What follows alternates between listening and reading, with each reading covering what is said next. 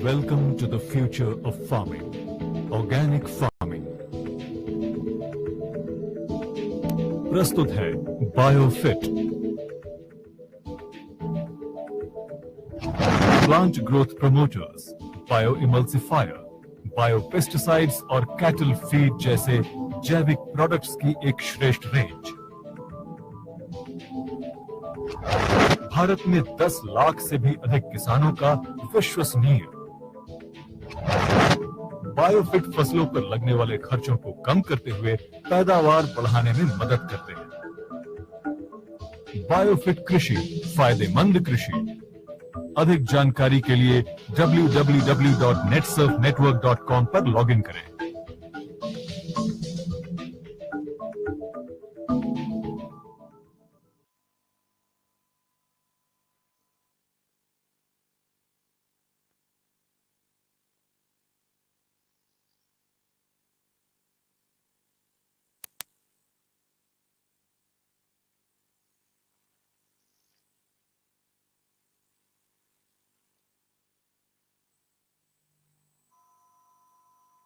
नमस्कार। तो आज हम शुरुआत करते हैं बायोफिट के बारे में, जानकारी कैसे और हमारे प्रोडक्ट क्या है इस बारे में। तो इससे पहले हम लोग बात करेंगे कि जैविक खेती जो हम लोग आए दिन सुनते हैं, आए दिन हम लोग बात करते हैं, तो ये जैविक खेती क्या होती है। तो बहुत बार जब किसानों से बात होती है तब हमें पता चलता है कि जैविक खेती करना यानी हमारी ट्रेडिशनल फार्मिंग करना, पर असल में ये फार्मिंग करना आज के तारीख में, आज के समय पॉसिबल है क्या। क्योंकि अगर हम बात की जाए जैविक खेती में, सबसे पहली चीज आती है कि आपको अधिक से अधिक मात्रा में गोबर खाद इस्तेमाल करना, बाकी की सारी चीजों का इस्तेमाल करके हमें नेचुरली फार्मिंग करना। पर आज हम लोग देख रहे हैं कि किसानों के पास में इतनी गाय, इतनी भैंसें बची ही नहीं है ताकि वो जैविक खाद यानी जो FYM है वो बनाकर हमारे खेतों में डाल सके। तो हम लोग जैविक खेती कैसे कर सकते हैं। साथ ही साथ जब हमने भारत भर किसानों से बात की, उनसे पूछा, तो उनके सामने तरह तरह की समस्याएं आज देखने मिलती है। सबसे पहली समस्या की बात करें तो वो है आज दिन ब दिन हमारा खर्च बढ़ रहा है। अब ये खर्च क्यों बढ़ रहा है, तो हम लोगों ने आज तक ये नहीं समझा कि हमें कितनी मात्रा में कौन सी चीज डालनी है ताकि हमें ज्यादा से ज्यादा उत्पादन मिल सके। दूसरी चीज पूछी जाए तो उत्पादन क्षमता।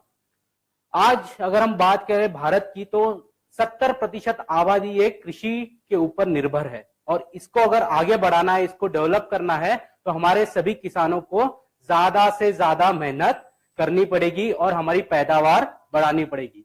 तो अब ये पैदावार बढ़ाने के लिए हम लोग आज ना जानते हुए भी केमिकल खाद का, केमिकल दवाओं का इस्तेमाल कर रहे हैं, जिस वजह से मात्र हमारा दिन ब दिन खर्च बढ़ रहा है, पर उत्पादन क्षमता जितनी चाहिए उतनी हमें नहीं मिल पा रही।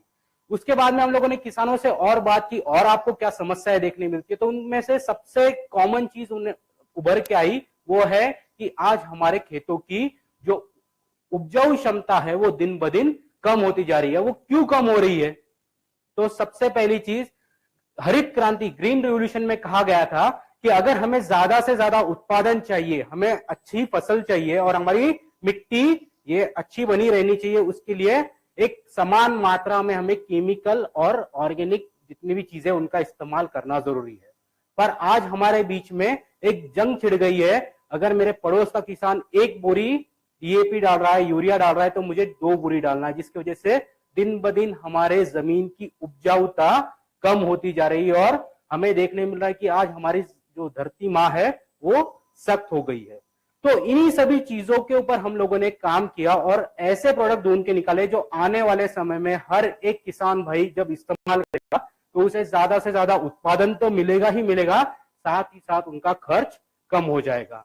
अगर मैं जैविक खेती की बात करूं, आज किसी भी किसानों से अगर बात की जाए, उन्हें पूछा जाए कि जैविक खेती करना यानी क्या करना हुआ, तो सबसे पहले चीज बोलते हैं सर गोबर खाद डालना है, बिना केमिकल की खेती करना है।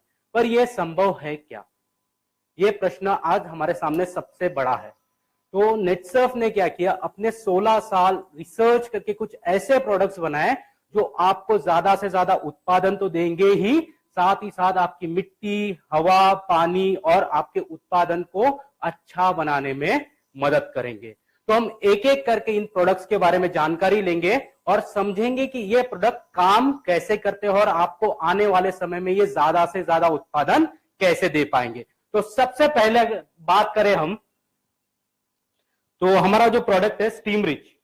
स्टीम रिच क्या है, या हमारी जो पूरी बायोफिट प्रोडक्ट रेंज है उसमें कौन सी प्रोडक्ट आती है। तो अगर हम लोग क्रॉप केयर की बात करें तो हमारे पास में सबसे पहली प्रोडक्ट है स्टीम रिच, दूसरा प्रोडक्ट है हमारे पास एनपीके, तीसरा बायो 95 कॉन्सेंट्रेट, उसके बाद में हमारे पास में शेक और आखिरी प्रोडक्ट है रैपअप।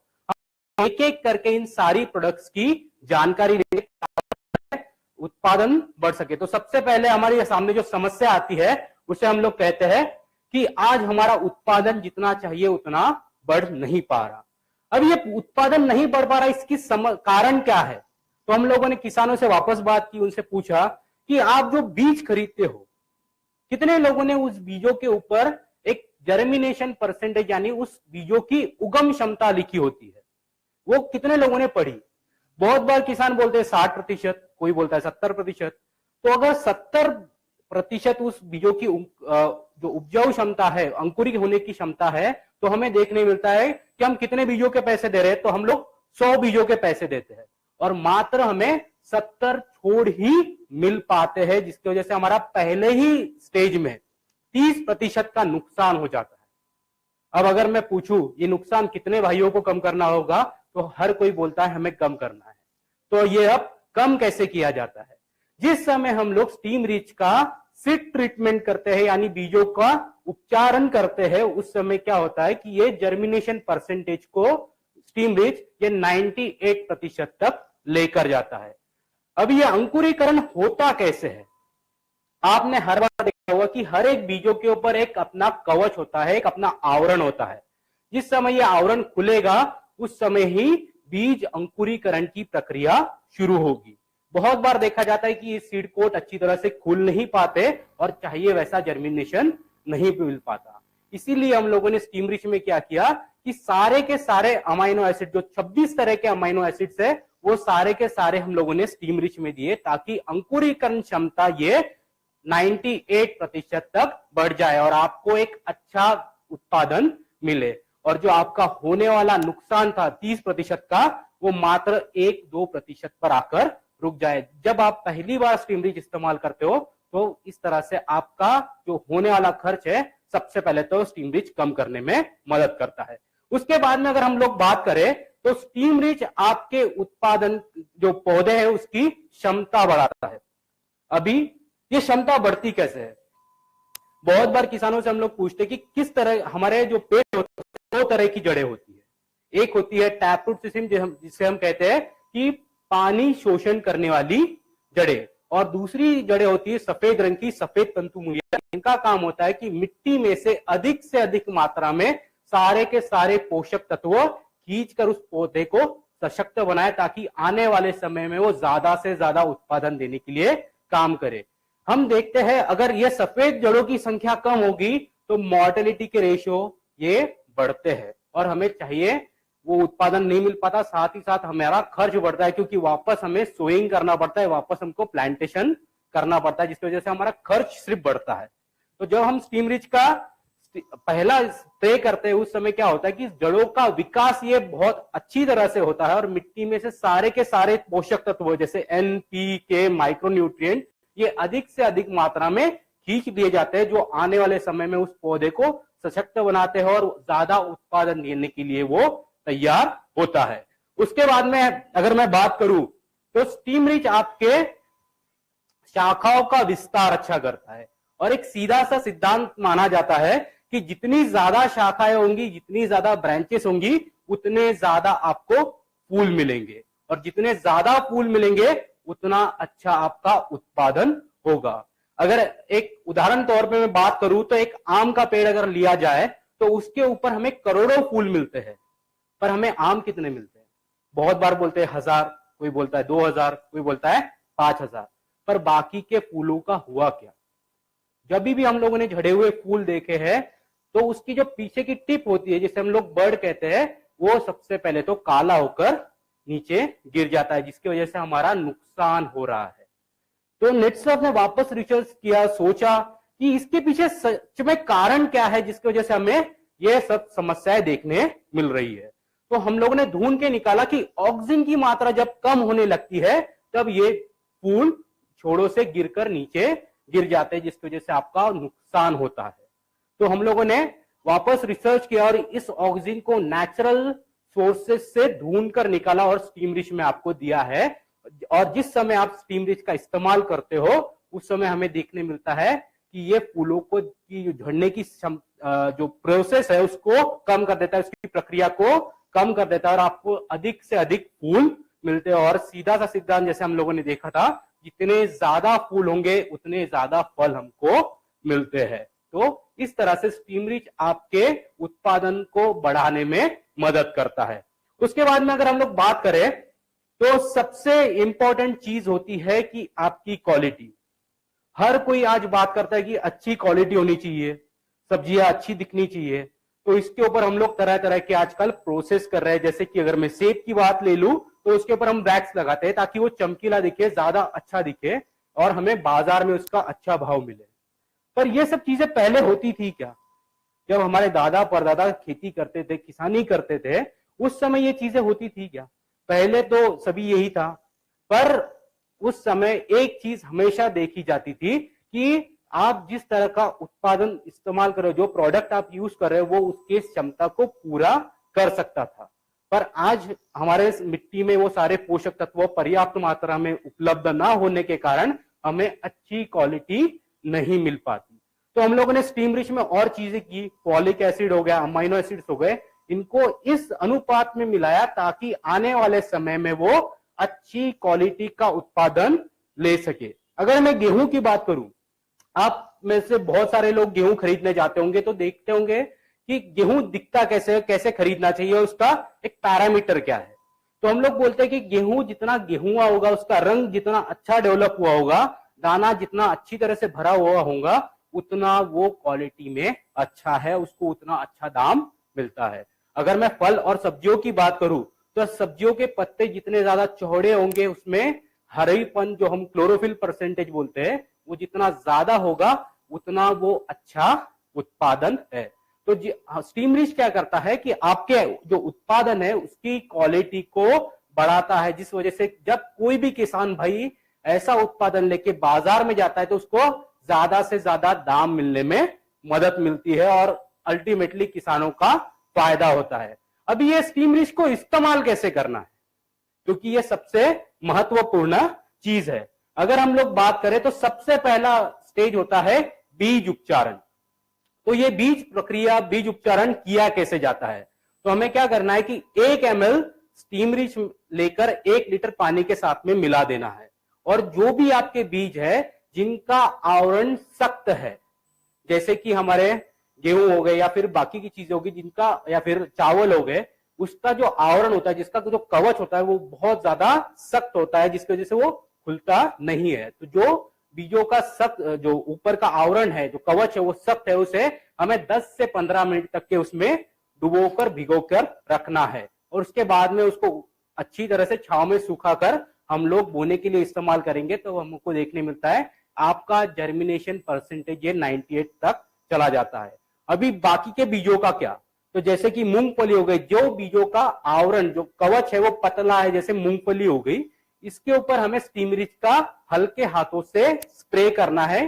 मात्रा हमें समान लेनी है, 1 ml स्टीम रिच 1 लीटर पानी में, और उसके ऊपर स्प्रे करके उसे अच्छी तरह से हमको सुखा के रख देना है छांव के अंदर, और उसके बाद में उसको बोने के लिए इस्तेमाल करना है ताकि आपको अच्छा जर्मिनेशन मिले। उसके बाद में जो दूसरी स्टेज होती है जिसे हम लोग कहते हैं 3 to 4 लीफ स्टेज, इस अवस्था में सफेद जड़ों का विकास शुरू होता है। और देखने मिलता है कि इस अवस्था में अगर सफेद जड़ों का विकास अच्छी तरह से नहीं हुआ तो वो पौधा वहां पर अच्छे से फल फूल नहीं पाता है। तो जिस समय हम लोग पहला स्प्रे करते हैं 4 से 5 पत्तियां आने पर, ये सफेद जड़ों का विकास अच्छा करता है, जिसकी वजह से हमें ज्यादा से ज्यादा उत्पादन देने के लिए वो पौधा सशक्त होता है। एक उदाहरण बोलूं तो हम लोगों ने अपने घर बनाए हुए, घर बनाते वक्त सबसे पहली चीज हम लोगों ने क्या की थी कि हमारी नींव हम लोगों ने मजबूत की थी। ताकि वो इमारत उस जगह पे एक जैसी लगातार बनी रहे, ताकि हमें ज्यादा से ज्यादा समय तक वो काम आए। उसी तरह से जब आप स्टीम रिच का पहला स्प्रे करते हो, उस समय ये जड़ों का विकास अच्छा करता है, उसको सशक्त बनाता है, और वो पौधा आने वाले समय में आपको ज्यादा उत्पादन देने के लिए सक्षम बनता है। उसके बाद हम लोग बोलते हैं कि जब आपने पहला स्प्रे किया, उससे 20 से 22 दिन बाद में स्टीम रिच का दूसरा स्प्रे होना जरूरी है, क्योंकि इसे हम लोग कहते हैं वेजिटेटिव ग्रोथ, यानी शाखाओं का विस्तार होने की पूरी प्रक्रिया यहां से शुरू होती है। और एक जो हम लोगों ने सिद्धांत देखा था, शाखाओं जितनी ज्यादा होंगी उतना ज्यादा हमें फूल मिलेंगे, और जितने ज्यादा फूल मिलेंगे उतना ज्यादा हमारा उत्पादन बढ़ेगा। तो स्टीम रिच को इस अवस्था में जब हम लोग स्प्रे करते हैं तो टहनियों का विकास अच्छी तरह से होता है, और वो पौधा अच्छी तरह से फूल पैदावार करने में सक्षम बनता है, और आपको ज्यादा इफेक्टिवली प्रोडक्शन मिलता है।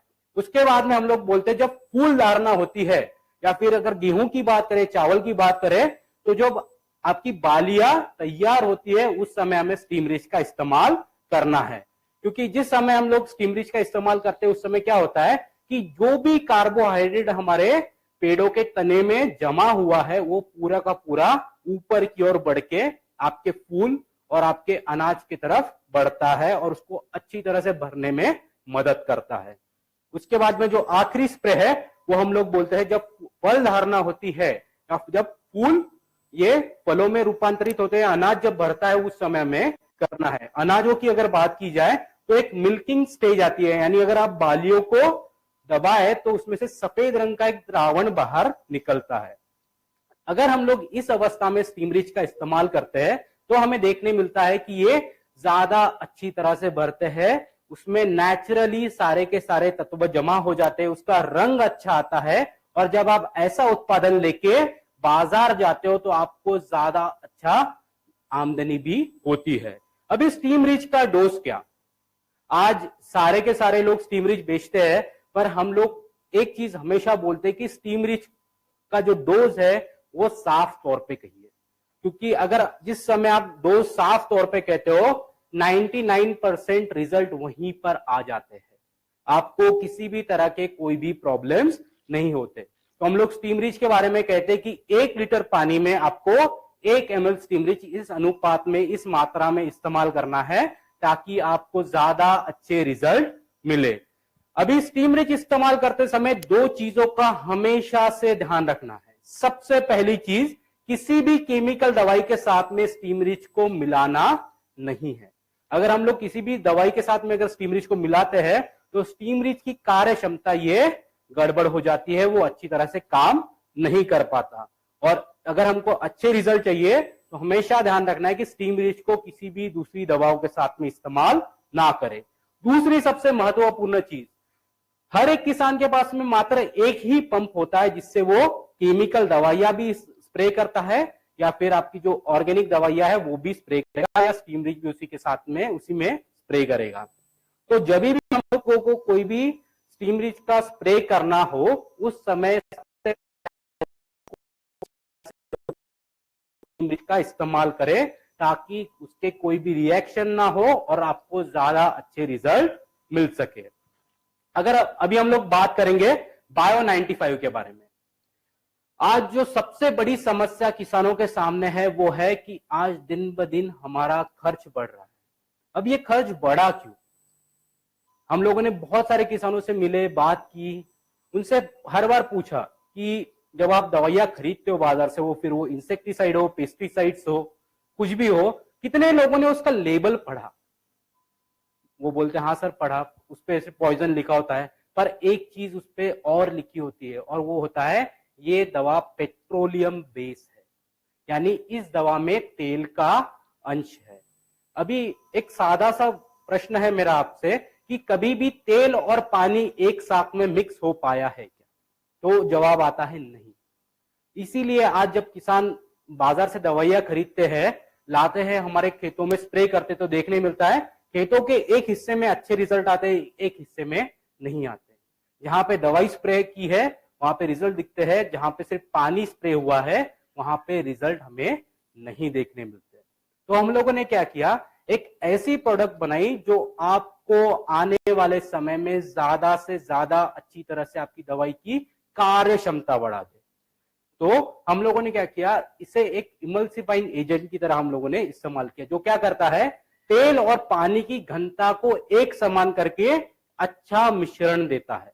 यानी आप जो भी दवाई लेते हो उसकी कार्य क्षमता बढ़ाने का काम बायो 95 करता है। उसके बाद में इसका दूसरा काम है, ये आपको पत्तों के ऊपर दवाई को चिपकाए रखता है। जब आप स्प्रे करते हो तो आपको इस तरह का चित्रण देखने मिलता है, पत्तों के ऊपर छोटी छोटी बूंदें तैयार होती है और उससे एक बड़ी बूंद होकर सारी की सारी दवाई जमीन में गिर जाती है, जिसकी वजह से हमारा सिर्फ नुकसान हो रहा है। अगर ये नुकसान हमें कम करना है तो हमें बायो 95 का इस्तेमाल करना होगा। जिस समय हम बायो 95 का इस्तेमाल करते हैं उस समय क्या होता है, ये दवाइयों को पत्तों के ऊपर अच्छे से चिपकाए रखने का काम करता है, ताकि ये दवाई नीचे नहीं गिरती और हमारा होने वाला नुकसान कम होता है। आज अगर हम बात करें किसी भी किसानों से, तो उनसे हम पूछते हैं कि आपने कितने लोगों ने कीड़ों को पत्ते खाते हुए देखा, वो बोलते हैं सभी ने देखा। उनसे पूछा फिर कैसे खाते हैं, तो वो बोलते हैं कि वो पत्ते जो होते हैं थोड़ा यहां से खाएंगे, थोड़ा सा इधर से खाते हैं, थोड़ा इधर से खाते हैं और बाकी का छोड़ देते हैं। मेरा ये प्रश्न है, ऐसा वो क्यों करते हैं? आज हमें पता ही नहीं होता कि जहां पर दवाइयां गिरी हुई है, जहां पर दवाई है, सिर्फ वहां पर ही उन दवाइयों का असर होता है, उसका जो इफेक्ट होता है उसी जगह पे मिलता है। पर बायो 95 सिर्फ दवाइयों को पत्तों पे चिपकाता नहीं है, बल्कि उसको अच्छे से उन पत्तों के ऊपर फैलाता भी है। अगर ये फैलाना अच्छी तरह से हुआ तो कोई भी लूप होल नहीं बचता, कोई भी ऐसी जगह नहीं बचती जहां पे कोई भी इंसेक्ट उसे खा सके। और इसकी वजह से हम लोग बोलते हैं कि ये दवाई की कार्य क्षमता को बढ़ाता है और आपके खेतों को सुरक्षा प्रदान करता है। अभी हम लोगों ने और एक प्रश्न पूछा कि ये जो कीड़े होते हैं ये कहां पर आते हैं, पत्तों के ऊपर के हिस्से में आते हैं या नीचे के हिस्से में? हर कोई बोलता है कि पत्तों के नीचे आते हैं, और हम लोग स्प्रे कहां करते हैं, पत्तों के ऊपर। तो अभी मेरा प्रश्न ये है, कीड़े आए हैं नीचे, हम लोगों ने स्प्रे किया है ऊपर, हमको रिजल्ट कैसे मिलेंगे? इसके लिए हमको अभी नीचे से स्प्रे करना होगा। तो हर किसी को पता है कि ये मुमकिन नहीं है। तो अब इसे मुमकिन कैसे बनाया जाए? क्योंकि नेटसर्फ हमेशा सोचती है, समझती है, किसानों के हर प्रॉब्लम्स को अंडरस्टैंड करके प्रोडक्ट में डेवलपमेंट करती है। तो हम लोगों ने एक चीज इसमें और दी, अंतर प्रवाह्य करने की क्षमता। हर एक पत्तों के ऊपर छोटे छोटे रंध्र होते हैं जिसे स्ट्रोमेटा कहा जाता है, और इन स्ट्रोमेटा का काम होता है कि प्रकाश संश्लेषण क्रिया को अच्छी तरह से कर सके, और ये सिर्फ सुबह के समय थोड़ी देर के लिए ही खुलते हैं। पर बायो 95 में जो तत्व है वो क्या करते हैं, इन स्ट्रोमेटा उसको खोलकर पत्तों के ऊपर से लेके नीचे तक इस दवाई को लेकर जाते हैं, जिसकी वजह से जो हमारे कीड़े हैं उन तक ये दवाई पहुंच जाती है और आपको ज्यादा अच्छे रिजल्ट मिलते हैं, और आपका जो नुकसान हो रहा है 25 से 30% का, वो कम होने में मदद मिलती है। अभी स्टीम रिच को इस्तेमाल कैसे करना है?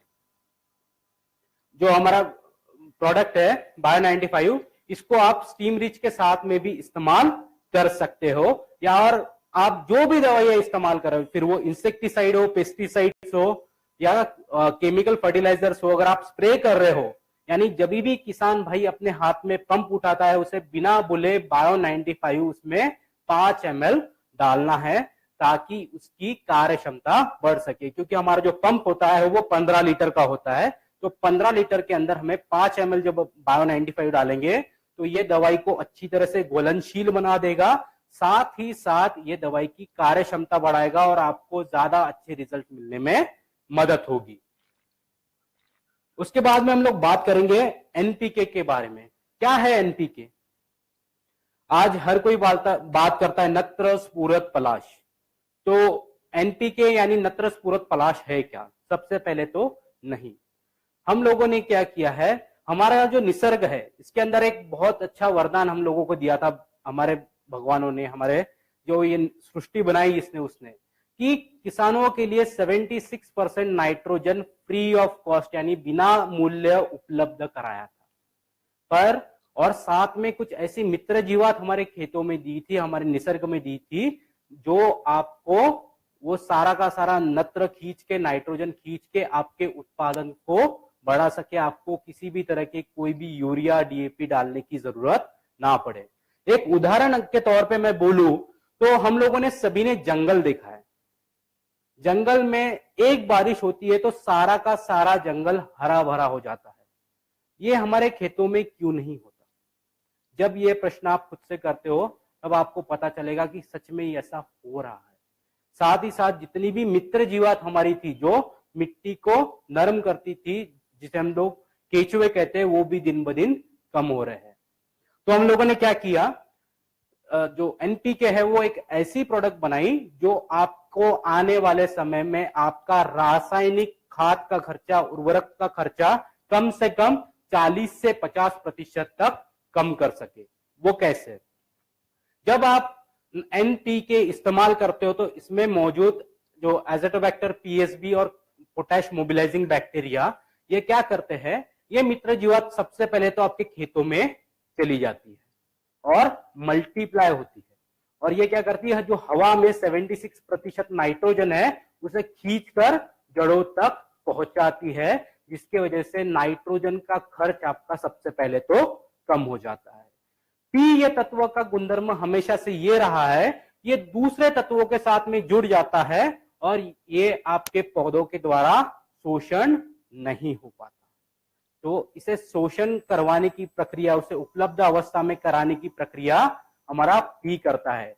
पी क्या करता है, वहां पर जाके जो तत्व पी के साथ में जुड़ गए हैं उसे दूर करके P2O5 इस अवस्था में लेकर आकर जड़ों के द्वारा उसका शोषण की प्रक्रिया को फास्ट कर देता है, एक्टिवेट कर देता है, जिसकी वजह से आपका पी का खर्चा कम हो जाता है। के जो ये तत्व है इसके बारे में अगर बात की जाए तो हमें देखने मिलता है कि इसका एक अजीब गुणधर्म है, इसे ऊपर रहना कभी पसंद नहीं है। कभी भी हम लोग के हमारी मिट्टी में देते हैं तो ये 1 मीटर नीचे जाकर बैठ जाता है, क्योंकि इसकी बल्क डेंसिटी ज्यादा है।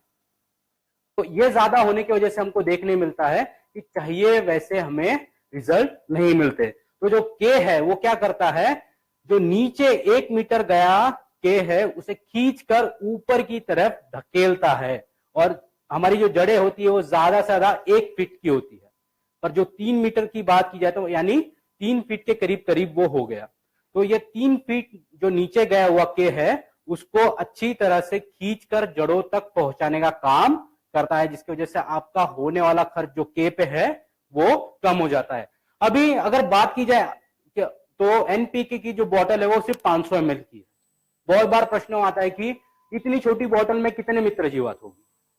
तो मैं अगर बात करूं तो हमारे सिर्फ 1 ml के अंदर 10 लाख बैक्टीरिया जो कंटिन्यू मल्टीप्लाई होते रहते हैं। जैसे ही हम लोग उसे खेतों में डालते हैं 4 दिन के अंदर ये करोड़ों की संख्या में पहुंच जाते हैं, जिसकी वजह से मिट्टी की उर्वरक क्षमता ये बढ़ती है और आपको ज्यादा अच्छे रिजल्ट देने में काम करता है। और साथ ही साथ आपका केमिकल खाद का खर्चा कम से कम 40 से 50% तक कम करने में मदद करता है। अभी ये बात की जाए तो एनपीके इस्तेमाल करने के लिए क्या क्या चीजें करनी है और इसका डोज क्या है। तो हम लोग बोलते हैं कि अगर आप एनपीके इस्तेमाल कर रहे हो तो 1 ml N, 1 ml P, 1 ml K 1 litre पानी में मिलाकर इस्तेमाल करना है। साथ ही साथ इसको इस्तेमाल करने समय 2 चीजों का हमेशा हमें ध्यान रखना है। सबसे पहली चीज कि जब भी हम लोग एनपीके इस्तेमाल करें उस समय सबसे पहले तो जो भी कंटेनर में हम लोग एनपीके बना रहे हैं उसको अच्छी तरह से धो ले, और उसके बाद में ही एनपीके का सॉल्यूशन जो द्रावण है वो बना के हमें इस्तेमाल करना है।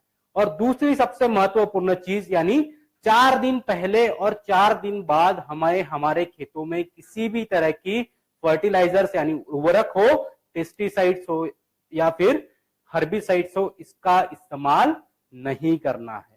क्योंकि जब ये मित्र जीवात मल्टीप्लाई होती है और उस समय अगर आप कोई केमिकल डाल देते हो तो उनकी मल्टीप्लीकेशन होने की प्रोसेस, उनकी बढ़ने की जो प्रक्रिया होती है वो कहीं कभी रुक जाती है और आपको ज्यादा अच्छे रिजल्ट नहीं मिलते। इसलिए हम लोग कहते हैं कि 4 दिन पहले और 4 दिन बाद इसका इस्तेमाल नहीं करना है। अभी एनपीके इस्तेमाल करने के कौन से तरीके हैं या फिर किस माध्यम से हम लोग एनपीके हमारे खेतों तक पहुंचा सकते हैं। तो सबसे पहली मेथड यानी क्या, बहुत सारे किसान भाई आज गोबर खाद का इस्तेमाल करते हैं। गोबर खाद अगर की बात की जाए तो अगर आपके पास में 1 टन गोबर खाद है तो उसके अंदर आपको 25 से 40 ml एनपी और के ये लेने का है। अगर आप 40 ml लेते हो तो उसके साथ में आपको 5 लीटर पानी लेना है और उस पंप में उसको अच्छी तरह से मिला देना है, जो हमारा सादा स्प्रे पंप होता है। और उस ढेर के ऊपर अगर हम लोग उसको स्प्रे कर दे तो देखने मिलेगा कि सुबह वो बहुत ज्यादा नरम हो जाता है, उसमें से एक बहुत अच्छी खुशबू आती है, जो हम कहते हैं कि ह्यूमस की खुशबू। जब पहली बारिश होती है तो वो एक बहुत धीमी धीमी मिट्टी की सुगंध आती है, उस तरह की सुगंध आने लगती है, जिसकी वजह से हम कह सकते हैं कि उसके अंदर के जितने भी ऑर्गेनिक कार्बन्स है वो एक्टिवेट हो गए हैं। निसर्ग में का जितना भी नत्र है वो उस गोबर खाद में आकर जमा हो गया है। और जब आप ऐसी गोबर खाद का इस्तेमाल करते हो तो आपको ज्यादा अच्छे रिजल्ट मिलने में मदद होती है। मेथड नंबर 2, जितने लोग नहरों से पानी भरते होंगे उन्हें क्या करना है कि एक अगर 200 लीटर का ड्रम लिया जाए, उसको एक नल लगा दिया जाए और क्या करना है, उसमें सॉल्यूशन जो तैयार किया है, अगर 200 लीटर का ड्रम है तो 200 ml N, 200 ml P, 200 ml ये 200 लीटर पानी के साथ हमको मिला देना है और उसको एक नल लगवा देना है। और जब हम लोग नहरों से पानी जब हमारे खेतों में छोड़ते हैं उस समय उस नल को हल्के से खोल देना है, ताकि पानी के माध्यम से ये सारी की सारी मित्र जीवात आपके पूरे खेतों तक पहुंच जाए और आपको आने वाले समय में अच्छे से अच्छे रिजल्ट दे पाए। मेथड नंबर 3, अगर आपके पास में नहरें नहीं है, कोई बोलेगा मेरे पास ड्रिप इरिगेशन की सुविधा है, तो ड्रिप इरिगेशन में हम लोग कहते हैं कि अगर आप ड्रिप इरिगेशन के माध्यम से दे रहे हो तो उसके साथ में एक फर्टिगेशन टैंक नाम का एक उपकरण लगा होता है, जिसके माध्यम से हम तरह तरह के खाद हमारे खेतों में देते हैं। तो उस ड्रिप इरिगेशन के फर्टिगेशन टैंक की अगर बात की जाए तो 220 लीटर, 500 लीटर या 1025 लीटर के अलग अलग साइजेस में वो उपलब्ध है। अगर मैं 220 लीटर की बात करूं तो उसके अंदर 220 ml N, 220 ml P, 220 ml के आपको डाल देना है और उसके अंदर 220 लीटर पानी आपको दे देना है। और जैसे ही आप ड्रिप इरिगेशन शुरुआत करते हो तो सारी की सारी मित्र जीवात आपके खेतों तक पहुंचाई जा सकती है। अभी अगर कोई बोले कि मेरे पास में ड्रिप इरिगेशन भी नहीं है, नहरें भी नहीं है, अब मैं कैसे दे सकता हूं, तो हर किसान भाई के पास में अपना एक पंप जरूर होता है और अगर उस पंप का सामने का नोजल पूरी तरह से खोल दिया जाए तो हमें एक मोटी धार मिलती है। हमें क्या करना है, उस पंप के नोजल को पूरी तरह से खोलकर डायरेक्ट जड़ों के पास में इसको देना है, ताकि ये मित्र जीवात नीचे जाके अच्छी तरह से अपना काम कर सके। और जो भाई फलों की खेती करते हैं, ऑर्चिड्स में काम करते हैं, जैसे संतरे हो गए, कोकोनट हो गए और बाकी की कोई भी फलों की खेती, उसके अंदर हम लोग एक पानी का रिंग बनाया होता है जिसको कैरा कहा जाता है। तो जो 200 लीटर का ड्रम में हम लोगों ने द्रावण तैयार किया है, डायरेक्ट 1 लीटर के मग से लेके हमें उस रिंग के अंदर डाल देना है, ताकि ये मित्र जीवात नीचे जाके उस फल, उस आम के पेड़ को, संतरे के पेड़ को अधिक से अधिक मात्रा में एनपीके ये उपलब्ध करा सके और आपको अच्छे रिजल्ट मिले। एक चीज और हमेशा ध्यान रखनी है हमें कि जब भी फ्लावरिंग होती है, यानी जब फूल धारणा की शुरुआत होती है, उस समय हमें नत्र को बंद कर देना है, क्योंकि नत्र क्या करता है, ऑक्सीजन को डिसॉल्व करता है, उसको वहां से कम करता है और जिसकी वजह से आपको देखने मिलता है कि फूल ये झड़ने की प्रक्रिया फास्ट हो जाती है, ज्यादा हो जाती है। तो जब भी आपको दिखे कि फूल धारणा हो गई है, उस समय नत्र को बंद कर देना है, ताकि आप, क्योंकि उस समय हमें वेजिटेटिव ग्रोथ यानी शाखाओं के विस्तार की कोई जरूरत नहीं होती। हमें जो मेन काम होता है वो पी और के का होता है। तो ये पी और के आपको ज्यादा से ज्यादा अच्छी तरह से उपलब्ध हो और ज्यादा उत्पादन देने के लिए आपका खेत सक्षम बने। और उसके बाद में हम लोग बात करते हैं कि जो ग्रीन रिवॉल्यूशन हुआ, हरित क्रांति हुई, उसमें ऐसा क्या हुआ? आज अगर मैं किसानों से बात करता हूं, जब भी हम लोग मिलते हैं, बात करते हैं, तो आज हम लोगों के अंदर जंग छिड़ी हुई है। अगर मेरे बाजू का किसान एक बोरी डीएपी डाल रहा है तो मैं 2 बोरी डालूंगा, क्योंकि मुझे ज्यादा उत्पादन चाहिए। पर असल में हो रहा क्या रहा है कि धीरे धीरे हमारे मिट्टी में इस क्षार की जो मात्रा है सिर्फ वही बढ़ रही है और सारे के सारे पोषक तत्व ये जड़ों के माध्यम से शोषण नहीं कर पा रहे। तो एनपीके क्या करता है, आपके मिट्टी में जाकर ये जो भी तत्व मौजूद है उसको खींचकर जड़ों तक पहुंचाता है, जिसकी वजह से आपको ज्यादा अच्छे रिजल्ट मिलते हैं। अभी हम लोग बात करेंगे शेत के बारे में। अब शेत है क्या? हर कोई बोलता है सॉइल सॉइल सॉइल। मिट्टी ये हमारे सबसे महत्वपूर्ण चीज है। अगर एग्रीकल्चर की बात की जाए तो मिट्टी ये किसी भी एग्रीकल्चर का हृदय है, उसका हार्ट है। आज हम लोग जब भी किसानों से मिलते हैं, बात करते हैं, आप में से ही बहुत से लोगों से जब मैं मिलता हूं तो मुझे देखने मिलता है कि एक प्रश्न आप सबका कॉमन आता है कि आज मिट्टी सख्त हो गई है। अब ये मिट्टी सख्त क्यों हो गई या फिर ये सब प्रॉब्लम्स क्यों आने लगे? तो इसका कारण सिर्फ एक ही है कि हम लोगों ने न जानते हुए अधिक से अधिक मात्रा में जो केमिकल इस्तेमाल किया है, उसके वजह से आज मिट्टी की उत्पादन क्षमता, उर्वरक क्षमता धीरे धीरे कम हो गई है। अभी मेरा एक प्रश्न आप सभी से है कि आप में से कितने लोगों ने हमारे खेतों की मिट्टी को एक बार तो भी छू कर देखा है? अगर आपने देखा होगा तो सबसे पहली चीज वो बताती है कि आज वो कितनी ज्यादा सख्त हो गई है, कितनी ज्यादा हार्ड हो गई है। अब ये हार्ड होने का वजह क्या? तो हमारे मिट्टी की जो उर्वरक क्षमता है वो धीरे धीरे कम हो गई है। साथ ही साथ एक उदाहरण मैं हमेशा पूछता हूं कि आज से 10 साल पहले अगर यहां से 20 किलोमीटर 10 किलोमीटर दूर भी अगर बारिश हुई तो मुझे यहां पर बैठे बैठे पता चलता था कि कहीं तो भी बारिश हुई है, क्योंकि मिट्टी की एक अच्छी सुगंध मेरे तक पहुंचती थी, मुझ तक पहुंचती थी। पर आज वो नहीं हो पा रहा। तो ये सब कुछ हुआ क्यों? तो हम लोग देखते हैं कि मिट्टी की जो अवस्थाएं होती है, 3 तरह की अवस्थाएं, फिजिकल यानी भौतिक, केमिकल यानी रासायनिक और बायोलॉजिकल यानी जैविक। ये तीनों की तीनों अवस्था पूरी तरह से खराब हो गई है, जिस वजह से आज हमें चाहिए वैसे रिजल्ट नहीं मिल पा रहे। हम कितना भी खर्च करें हमें उतना उत्पादन नहीं मिल पा रहा। तो ये मिट्टी की फिजिकल प्रॉपर्टी यानी भौतिक अवस्थाएं होती क्या है? अभी मैंने आपसे पूछा था कि कितने लोगों ने मिट्टी को एक बार तो भी छू कर देखा है। जब आप मिट्टी को छू कर देखते हो तो सबसे पहली चीज आपको मिट्टी बताती है वो सख्त हो गई है। दूसरी सबसे इंपॉर्टेंट चीज आपको वो बताती है कि आज उसके अंदर हवा कितनी अच्छी तरह से खेल रही है, क्योंकि जड़ों को सिर्फ न्यूट्रिएंट यानी पोषक तत्वों की ही जरूरत नहीं होती, बल्कि हवा की भी जरूरत होती है। तो एसेंट ऑफ सैप यानी शोषण करने की प्रक्रिया में पानी ही नहीं खींचा जाता। अगर वहां पे हवा नहीं होगी तो पानी ये कभी जो पोषक तत्व है कभी खींचे नहीं जाते। तो मिट्टी जितनी ज्यादा नरम होगी, उसमें जितनी ज्यादा हवा खेलेंगी, उतना ज्यादा आपको अच्छे रिजल्ट मिलते हैं। इसे हम लोग कहते हैं फिजिकल प्रॉपर्टी। दूसरी अवस्था होती है केमिकल प्रॉपर्टी। अभी इसके बारे में मैं एक छोटा सा उदाहरण बोलता हूं कि हम लोग मूवीज देखते हैं, पिक्चर देखते हैं, हमेशा स्टोरी क्या होती है? एक हीरो होता है, एक हीरोइन होती है, एक विलन होता है, और हमेशा विलन ये हीरोइन को किडनैप कर लेता है और वहां पे प्रॉब्लम होती है। बराबर हीरो आता है, फाइटिंग करता है, उसको बचाता है। हमारे मिट्टी में जो हमारे सबसे अच्छे मित्र थे उसे हम लोग कहते हैं क्या? जो केचुए। वो क्या करते थे कि हमारी मिट्टी की केमिकल अवस्था को सुधारते थे, उसके अंदर ऑर्गेनिक कार्बन की कंटेंट बढ़ाने का काम करते थे।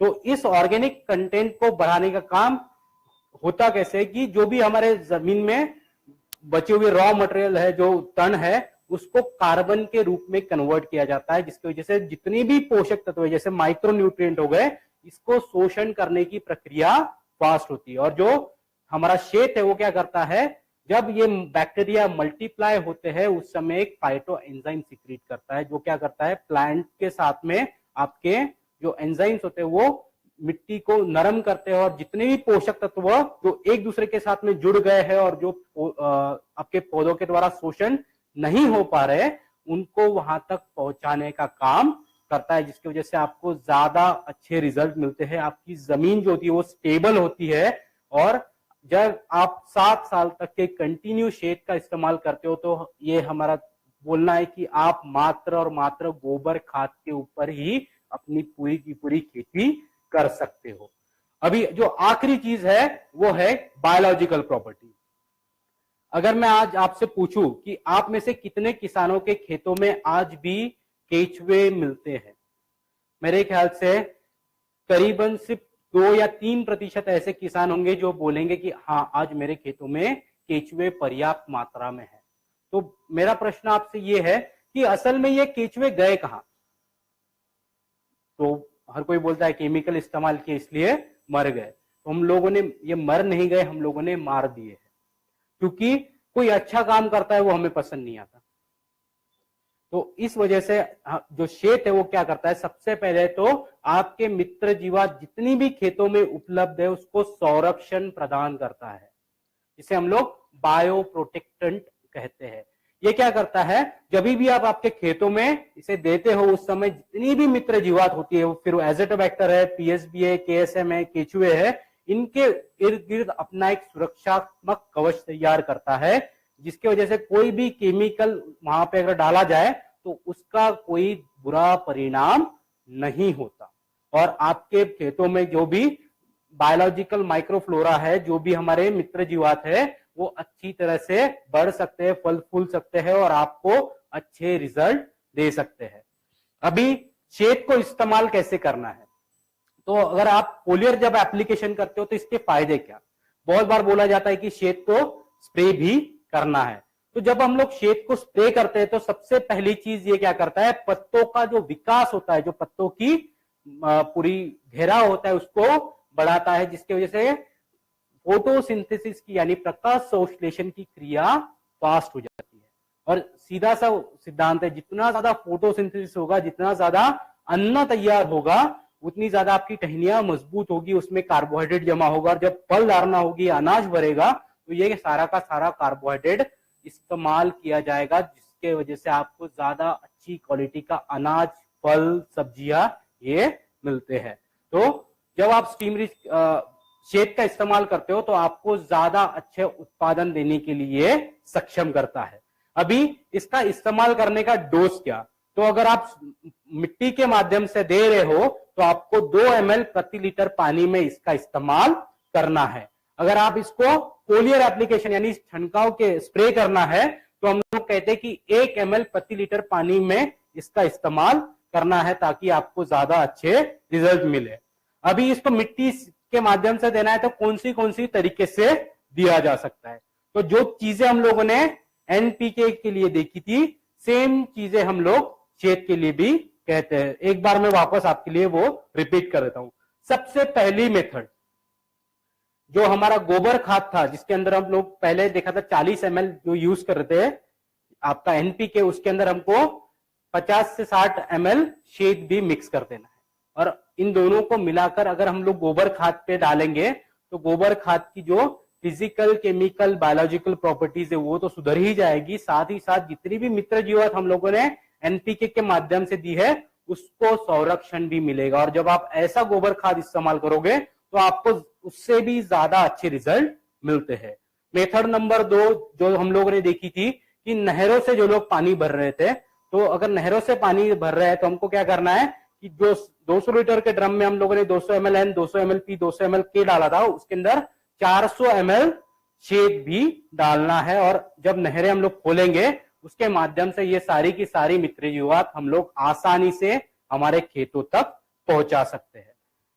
मेथड नंबर 3 कि अगर हमारे पास में ड्रिप इरिगेशन है तो जो 220 लीटर की टाकी थी उसके अंदर हमको 440 ml shade, 220 ml N, 220 ml P, 220 ml के 220 लीटर पानी के साथ में मिलाकर ड्रिप इरिगेशन के माध्यम से भी हम हमारे खेतों तक ये प्रोडक्ट पहुंचा सकते हैं।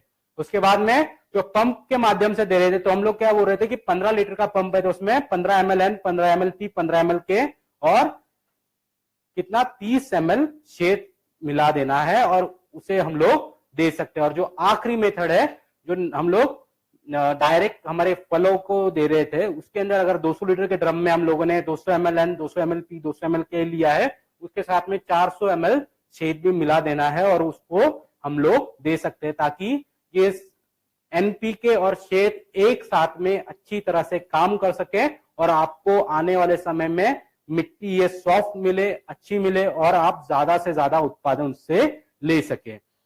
अभी शेत इस्तेमाल करते समय कौन सी चीजों का ध्यान रखना है?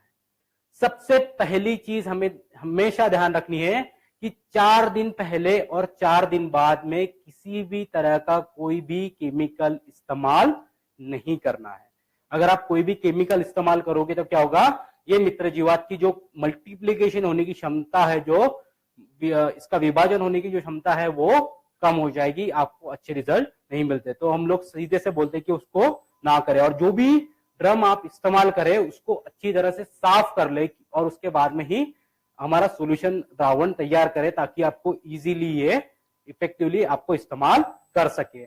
इसके साथ में जब आप स्प्रेइंग के लिए इस्तेमाल कर रहे हो तो बायो 95 का अगर आप इस्तेमाल करते हो तो आपको और भी अच्छे रिजल्ट देखने मिलते हैं, क्योंकि ये अच्छी तरह से पत्तों के ऊपर चिपकी रहती है, मल्टीप्लाई अच्छी होती है और प्लांट्स की जो पौधे हैं उसकी कार्य क्षमता भी बढ़ती है।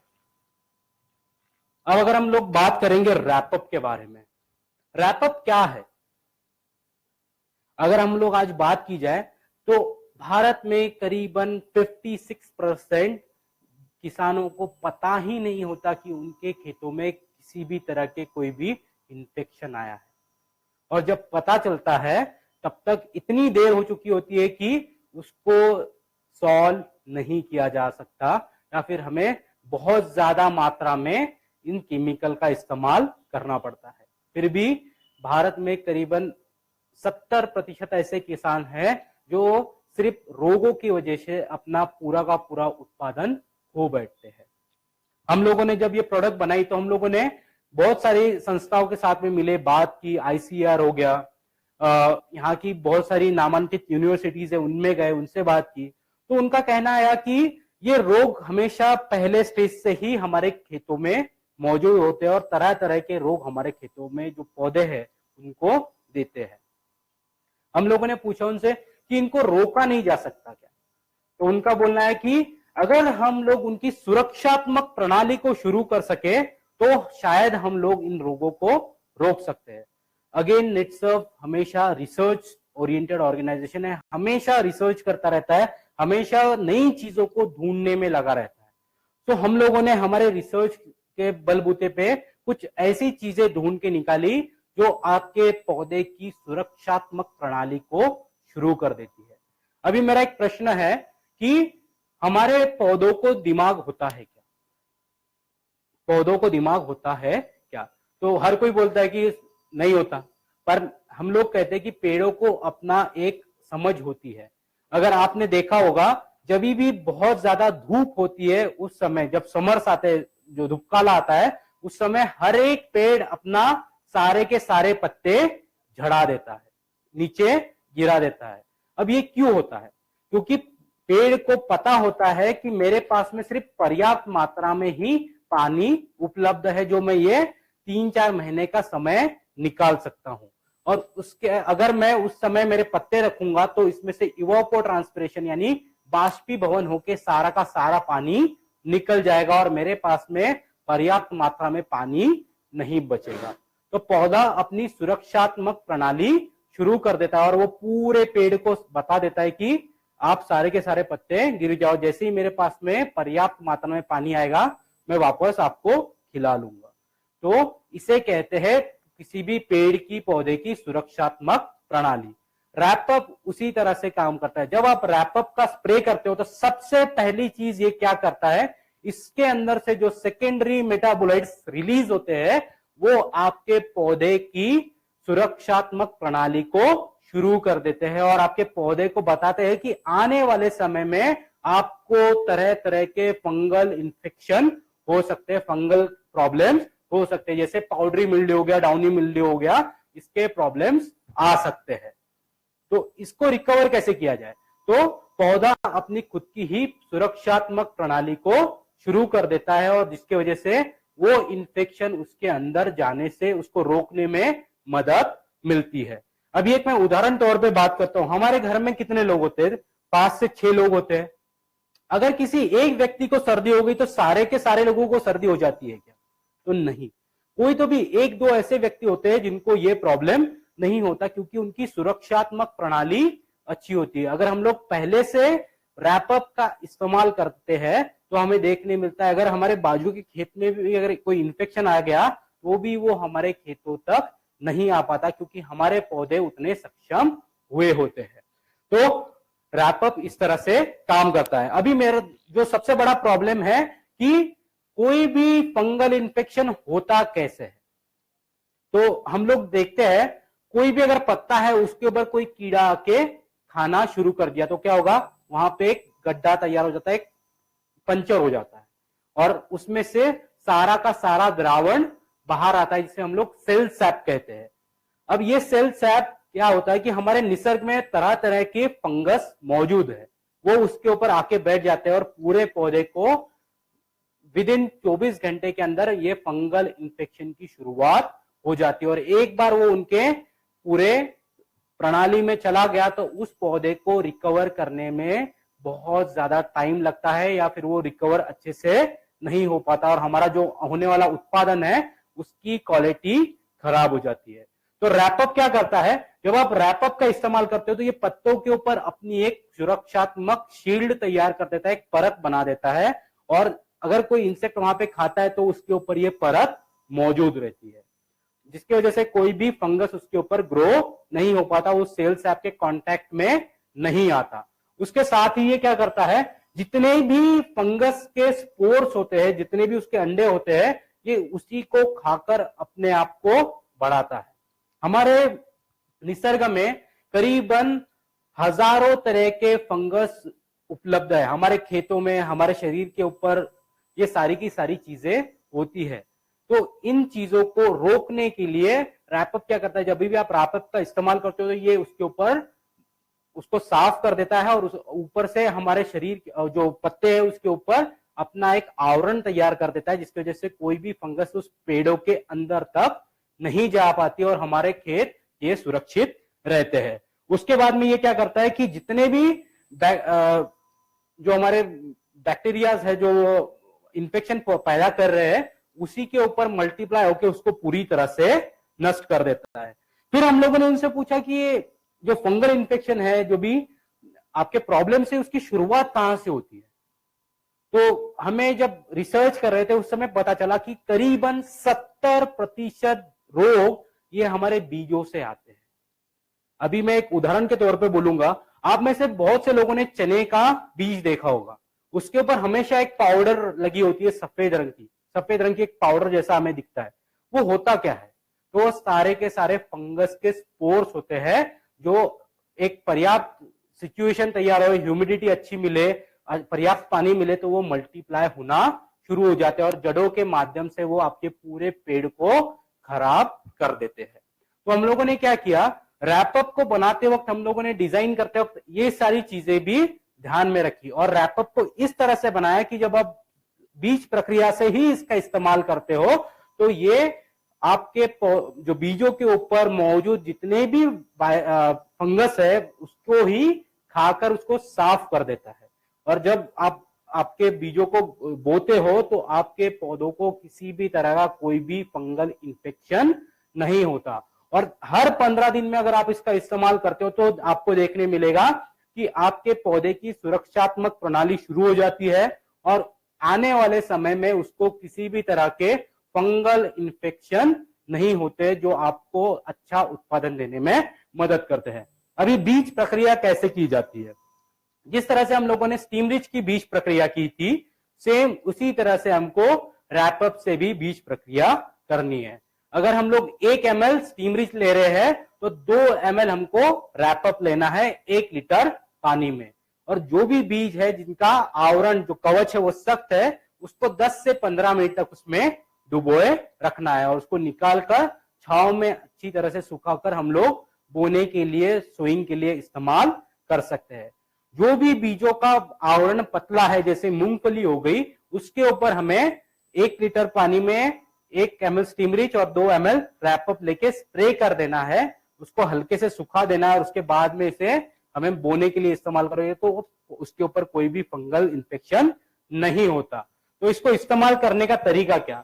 तो हम लोग बोलते हैं कि जब भी आप इस्तेमाल कर रहे हो तो हर 15 से 20 दिन बाद में रैपअप का स्प्रे होना चाहिए और उसका जो डोज है वो हम लोग साफ तौर पे कहते हैं कि 2 ml रैपअप 1 लीटर पानी में आपको इस्तेमाल करना है। यानी 15 लीटर का अगर आपका पंप है तो उसके अंदर 30 ml रैपअप आपको लेना है ताकि आप इजीली आपके पौधों के ऊपर इसकी सुरक्षात्मक कवच तैयार कर सको और आपके पौधों को किसी भी तरह का फंगल इन्फेक्शन ना हो।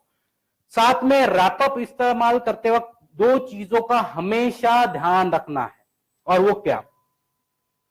बहुत बार ये प्रश्न आता है, सर रैपअप और शेत एक साथ में मिलाकर यूज कर सकते हैं?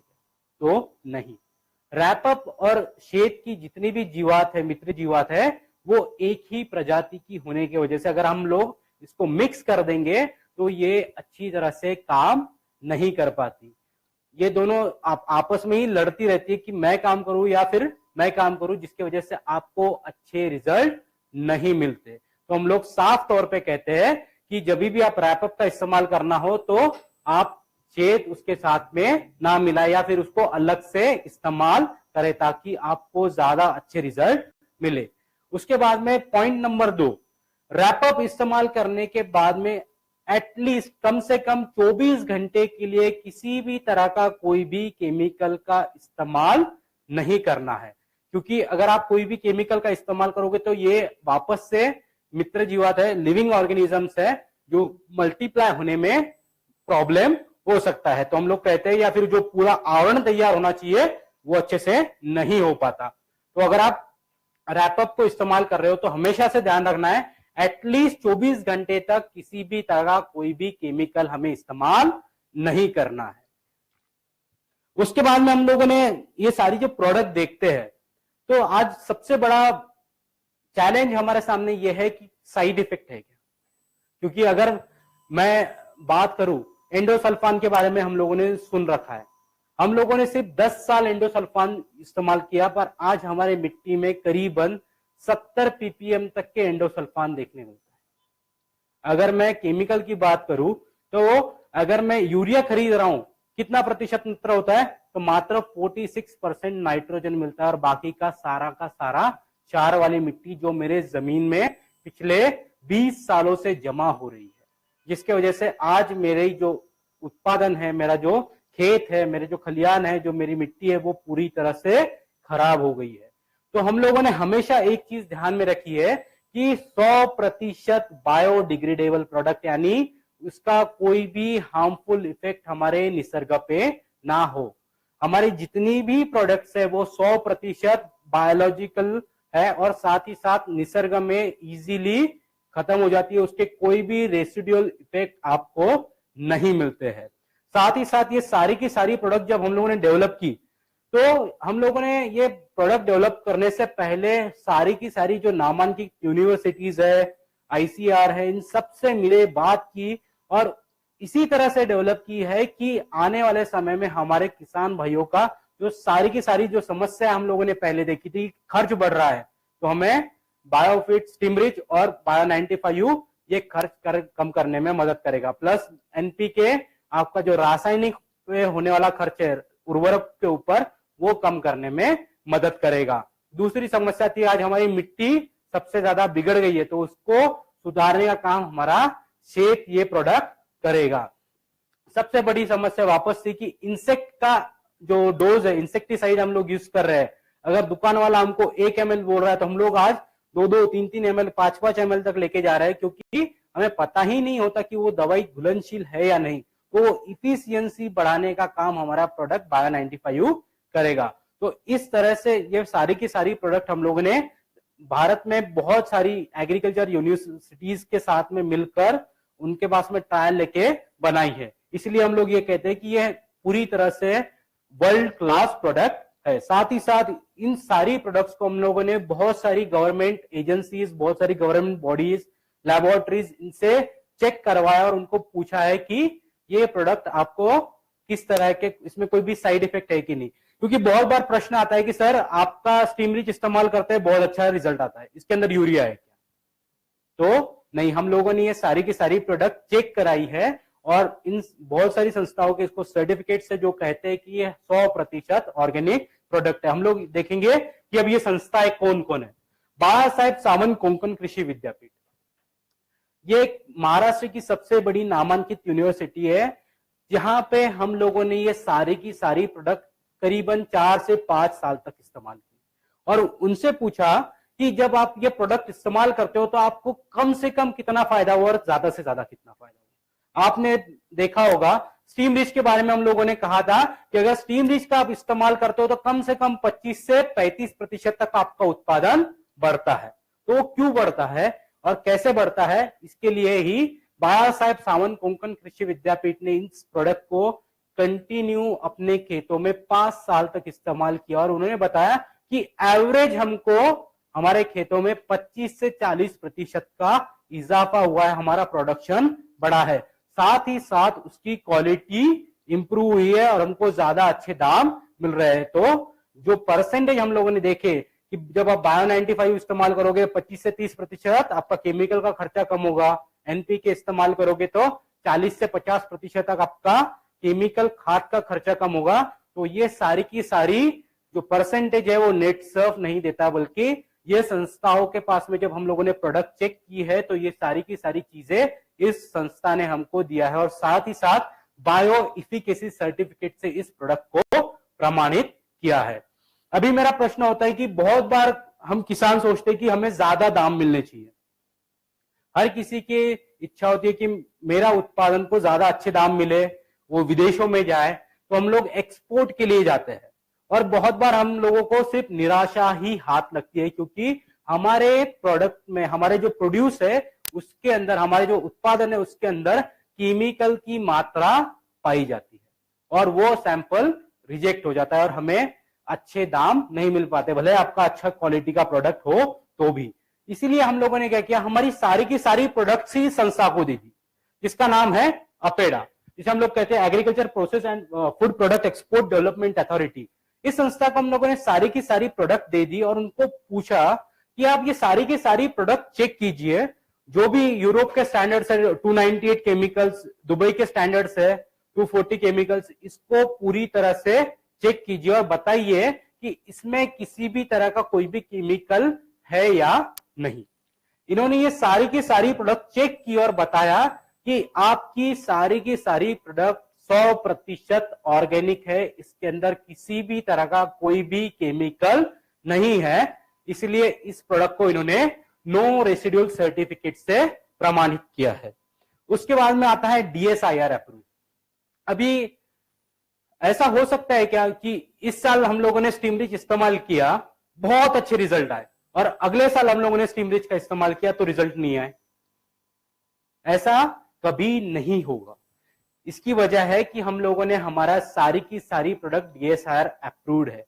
ये संस्था का काम होता है कि जब भी हम लोग कोई भी प्रोडक्ट बनाते हैं तो इसका एक पूरा का पूरा ढांचा जो होता है वो भारत सरकार को देते हैं और उनको बोलते हैं कि आप देखिए कि ये प्रोडक्ट जो मापदंड हम लोगों ने दिए उसी हिसाब से है या नहीं।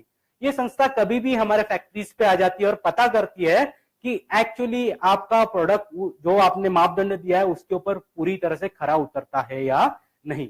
और जब कोई संस्था इन सारे चीजों का ध्यान रखती है, वो फिर रॉ मटेरियल हो, क्वालिटी हो, ये सब चीजों पे ध्यान रखती है, तभी उसको DSIR का सर्टिफिकेशन मिलता है। और वो सर्टिफिकेट्स भी आपको इस प्रोडक्ट के साथ में दिए गए हैं, जो आपको बताते हैं कि आपको 100% natural product, 100% result oriented products ही देंगे और आपको ज्यादा से ज्यादा इससे फायदा हो पाएगा। साथ ही साथ हमारे जो बाकी की कुछ प्रोडक्ट्स है जैसे CFC, वो भी बहुत सारी एजेंसी जैसे महात्मा फुले कृषि विद्यापीठ से सर्टिफाइड है। तो इस तरह से ये सारी की सारी प्रोडक्ट्स काम करती है, अपना कार्य क्षमता बनाती है और आपको आने वाले समय में ज्यादा से ज्यादा अच्छे रिजल्ट देने के लिए सक्षम है। अभी मैं आपसे सबसे विनती करता हूं कि आपके जो भी डाउट्स होंगे वो कमेंट बॉक्स में आपके क्वेश्चंस के द्वारा आप मुझ तक पहुंचा सकते हो, ताकि हम लोग उसके ऊपर अच्छी तरह से आपको समाधान पूर्वक उत्तर दे सके।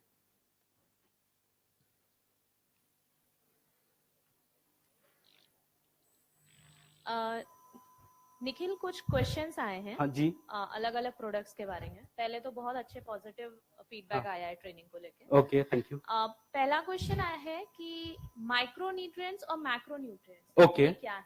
देखिए, माइक्रोन्यूट्रिएंट्स वो होते हैं जो कम मात्रा में लगते हैं, जैसे जिंक हो गया, मैग्नीशियम हो गया, सल्फर हो गया, मॉलिब्डेनम हो गया, जो पौधों को कम मात्रा में लगते हैं उसे माइक्रोन्यूट्रिएंट कहा जाता है।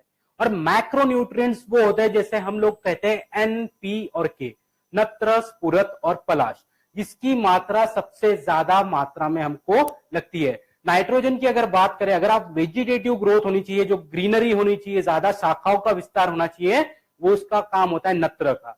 पी और के का काम होता है आपकी टहनियों को मजबूत करने का, फल धारणा हो उस समय वो अच्छी तरह से दिखे, उसका कलर पिगमेंटेशन अच्छा हो, उसकी क्वालिटी इंप्रूव हो, इसके अंदर ये एन, पी के काम करते हैं। और जो माइक्रोन्यूट्रिएंट होते हैं वो कम अमाउंट में लगते हैं, इसलिए उसे माइक्रो कहा जाता है, यानी कम मात्रा में लगने वाले, पर वो भी अपना काम अच्छी तरह से करेंगे। जैसे कि अगर जिंक की डिफिशियंसी होगी तो आपको दिखेगा स्कॉर्चिंग, येलोइंग पैचेस वगैरह जो प्रॉब्लम होते हैं वो दिखाई देते हैं। पर अगर आप माइक्रो और मैक्रोन्यूट्रिएंट समान मात्रा में इस्तेमाल करते हो, या फिर अगर आप एनपीके और जो शेड है इसका इस्तेमाल करते हो, तो आपको ज्यादा अच्छे रिजल्ट मिलते हैं।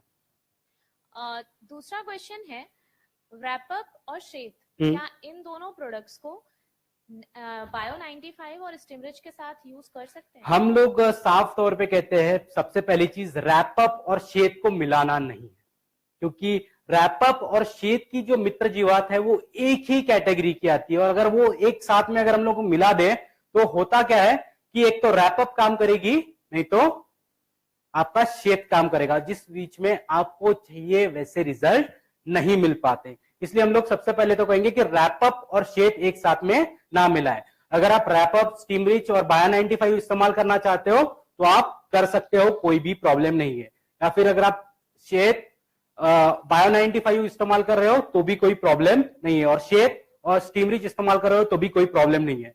प्लस एक चीज और हमेशा याद रखनी है कि शेड और स्टीमरिच एक साथ में नहीं मिलाना है। बहुत बार क्या होता है कि शेड का भी काम है ज्यादा मल्टीप्लाई करना, जो क्लोरोफिल कंटेंट है वो बढ़ाना, पौधों को चौड़ा करना, पत्तों को चौड़ा करना, और स्टीमरिच का काम है कि उसी प्रोसेस को, जो वेजिटेटिव ग्रोथ है उसको भी फास्ट करना।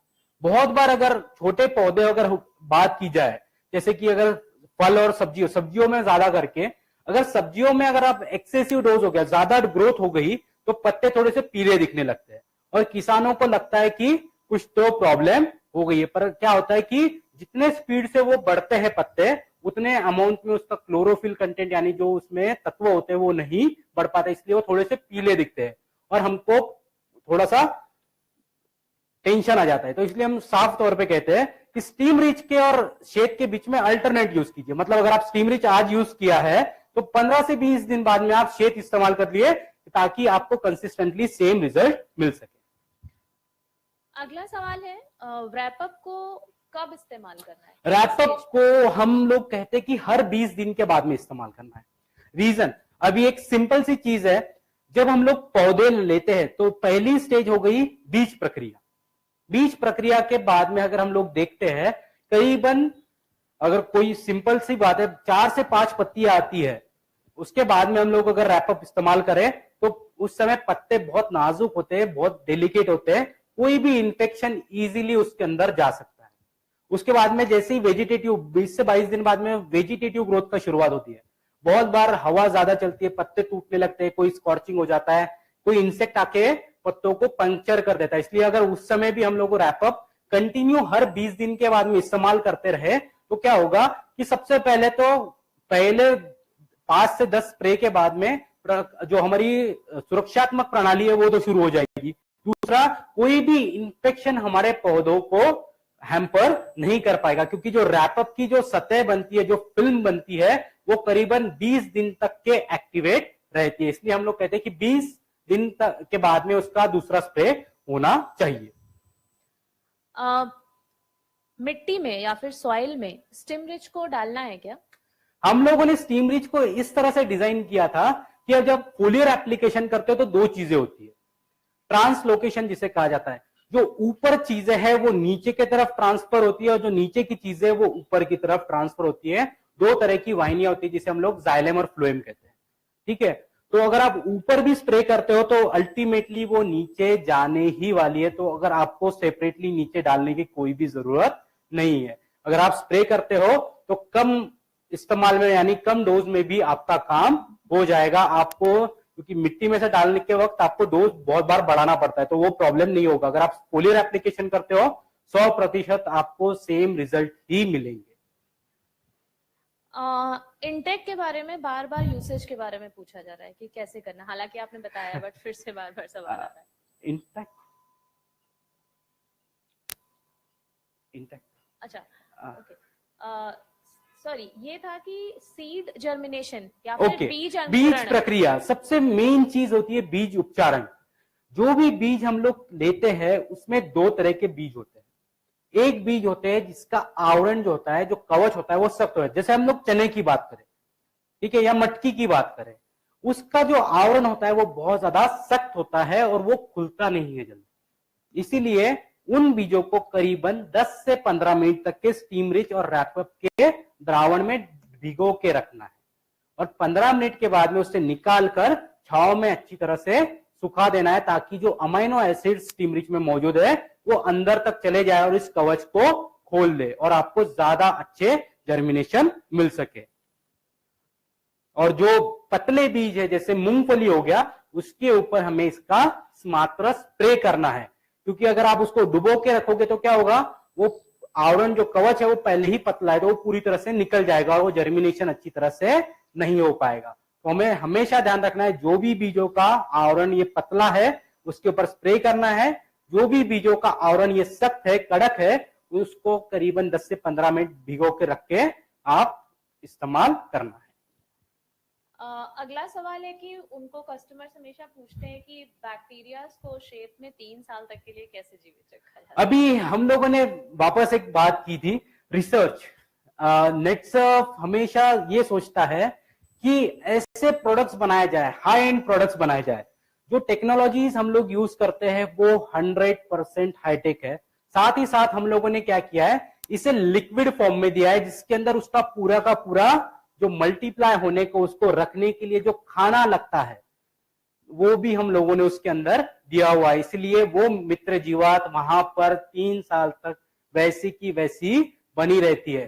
प्लस हम लोगों ने एक चीज और की है शेद के अंदर, हम लोगों ने सिर्फ मित्र जीवात नहीं दी बल्कि उसके स्पोर्स भी दिए हुए हैं, यानी जो उसके अंडे होते हैं वो भी दिए हुए होते हैं, जो कीप ऑन मल्टीप्लाई होते रहते हैं। और शेद की सबसे बढ़िया बात यह है कि उसके 1 ml के अंदर 1 करोड़ मित्र जीवात है। एक सवाल था, स्टीम रिच के क्या कंटेंट्स हैं? मतलब स्टीम रिच के बारे में हम लोग बोले तो जितने भी 26 तरह के amino acid, folic acid, auxin, cytokinins, ये सारी की सारी चीजें हम लोगों ने स्टीम रिच में दी हुई है, जो किसी भी प्लांट को पूरी की पूरी लाइफ साइकिल में लगने वाली है। तो ये सारी चीजें हम लोगों ने स्टीम रिच में दिए हुए। साथ में हम लोगों ने इसमें सीविड एक्सट्रैक्ट दिया हुआ है, जो प्रोडक्ट को स्टेबिलाईज रखता है और आपको ज्यादा अच्छे रिजल्ट देता है, जिसकी वजह से आपको कोई भी तरह के कोई भी प्रॉब्लम नहीं आता है। अगला सवाल है, बायोफिट प्रोडक्ट्स के साथ में यूरिया को मिक्स कर सकते हैं क्या? मैं अगेन बोलूंगा कि स्टीम रिच को सबसे पहले तो किसी भी प्रोडक्ट के साथ इस्तेमाल नहीं करना। शेप में हम लोगों ने वापस कहा है कि ये पूरी की पूरी मित्र जीवात है। अगर आप यूरिया की बात करते हो, एक छोटा सा प्रैक्टिकल आप घर पे करके देखिए, हाथ को थोड़ा सा गीला कीजिए, यूरिया के बैग में डाल दीजिए, आपको देखने मिलेगा पूरी की पूरी हमारी जो खाल है वो निकल गई। जब वो इतना आपको प्रॉब्लम दे सकता है तो ये छोटी सी मित्र जीवात है। अगर आप उसको स्टीम बाकी की बायोफिट के प्रोडक्ट के साथ में यूरिया वगैरह यूज करोगे तो वो प्रॉब्लम क्रिएट करेंगी, ठीक है। इसलिए हम लोग साफ तौर पे बोलते हैं कि जब भी आप बायोफिट की प्रोडक्ट इस्तेमाल कर रहे हो उसके साथ में किसी भी तरह का कोई भी केमिकल दवाएं इस्तेमाल ना करें। ओके, तो यहाँ पे मैं रुकता हूं। आपके जो भी प्रश्न होंगे वो आप कमेंट बॉक्स में टाइप कर सकते हैं, आपको उसके जल्द से जल्द उत्तर दिए जाएंगे। धन्यवाद।